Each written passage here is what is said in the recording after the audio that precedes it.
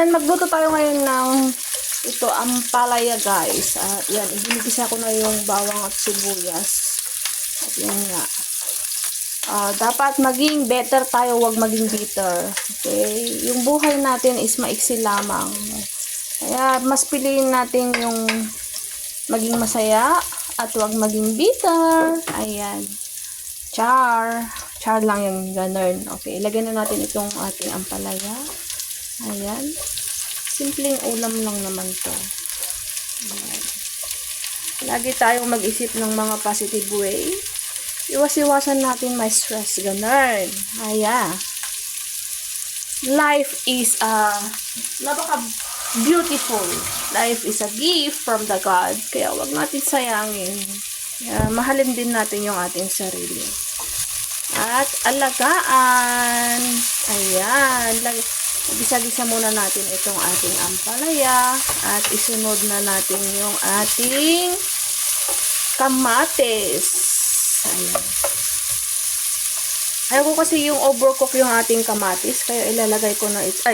Ampalaya. Ayan. Ilagay ko na itong ating kamatis. Ganun. Ilagay na natin. Kasi igisa muna natin yan bago ilagay yung ating itlog. Ayan. Siyempre, lagyan natin ito ng pampalasa. Siyempre, yung ating pampalasa ay ang gamit ko ay seasoning powder. Ayan. Para may lasa yung ating niluto. Ito yung overcook na vegetables.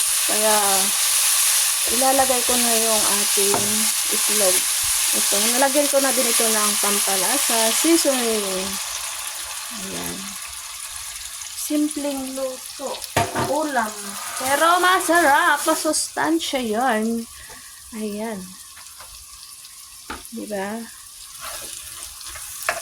Igisa muna natin.